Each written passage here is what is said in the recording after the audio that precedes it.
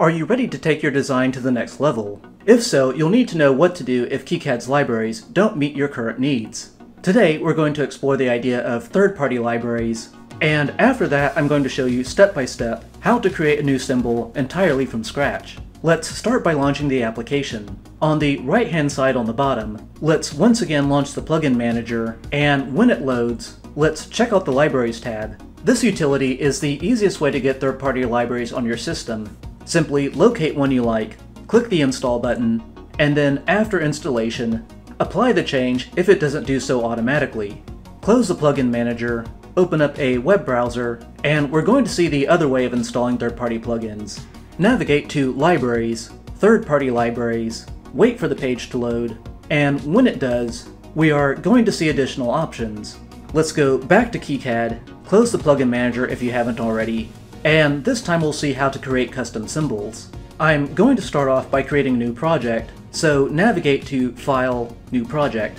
Select a suitable name and location, wait for your project files to load, and let's enter the schematic by double-clicking the file that ends in KiCad_SEH.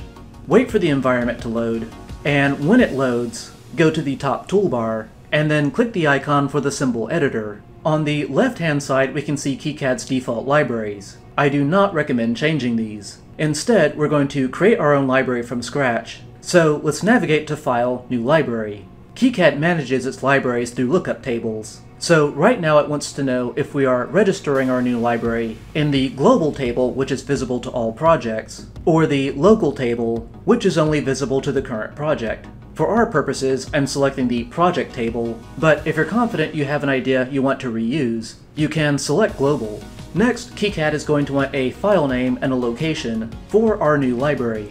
Because I selected project, I want this location to be my own project folder.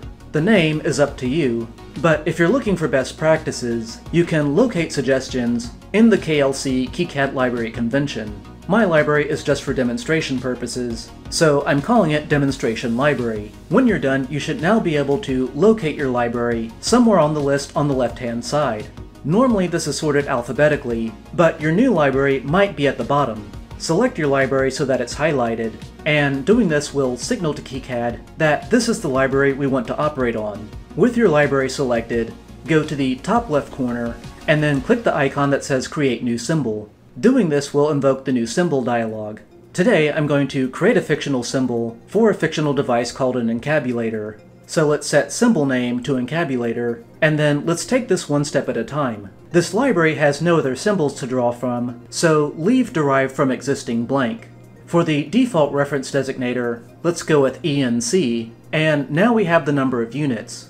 Some integrated circuits will contain multiple instances of the same device.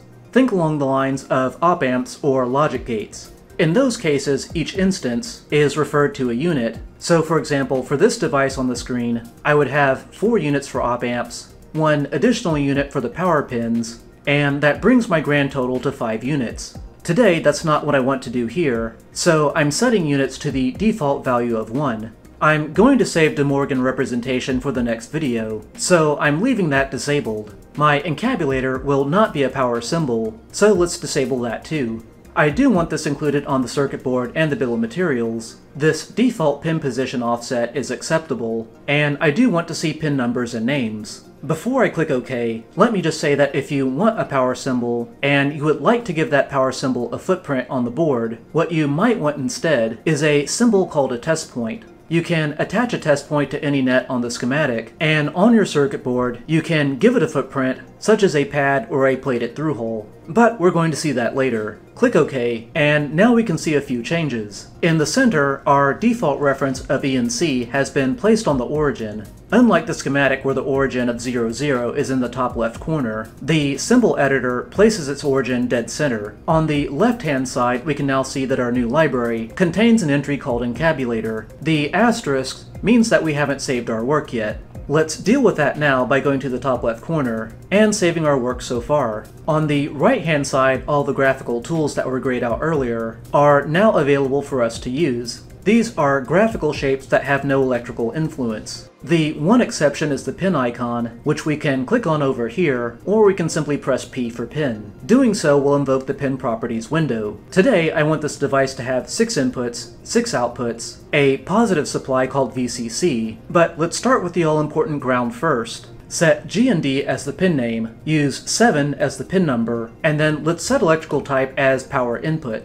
The ground and common supply rails are considered power inputs even though their voltage might be positive or negative. On the other hand, a power output will often be something like the output pin of a voltage regulator, voltage reference, current regulator or LED driver, or something of that nature. We will cover the other types in a future video. I'm setting the graphics style to line. We are not doing De Morgan alternatives. Visibility should be turned on, so now we can click OK. Our positive supply pin will have properties similar to the ground. So let's make sure the pin is highlighted, copy with Ctrl+C, Ctrl+V, and before we forget which one is which, highlight the copy, and press E for edit. So let's go ahead and name this pin VCC, give it pin number 14, make sure electrical type is power input, click OK. Right now I will create the other pins, but in the interest of time, I'm going to time-lapse over that, and now we have all 14 pins. Conventionally, I draw my symbols so that the positive supply is on the top, the grounds, tabs, or negative supplies are on the bottom, inputs are on the left, and outputs are on the right. Let's double check that we have a 50 mil grid. If not, change the unit, and if it still doesn't match, press N as in November, and then repeat until you have 50 mils. I am spacing these pins so that they're 100 mils apart, and you can see on the screen this gives me just enough room to place pin numbers between the pins.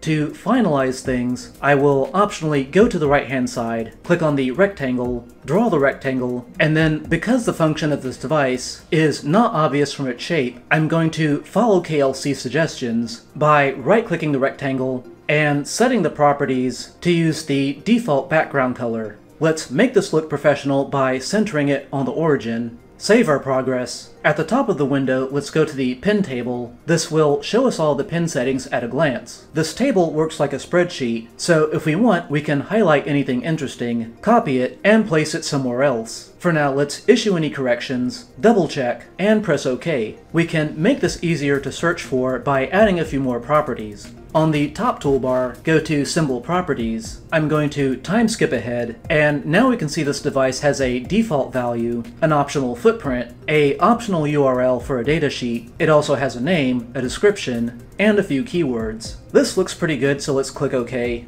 Let's once again go to the top toolbar, click on this icon to do a basic error check, correct any errors it finds, let's save once again, and to end the video, let's go up here to the right, click the Add to Schematic icon, and if everything worked, your new symbol should be attached to the cursor. As usual, this is a small channel with very limited resources. You can help out by sharing the video, or leaving feedback. De Morgan notation and advanced editing are coming up in the next 2 videos, so stay posted for the next one.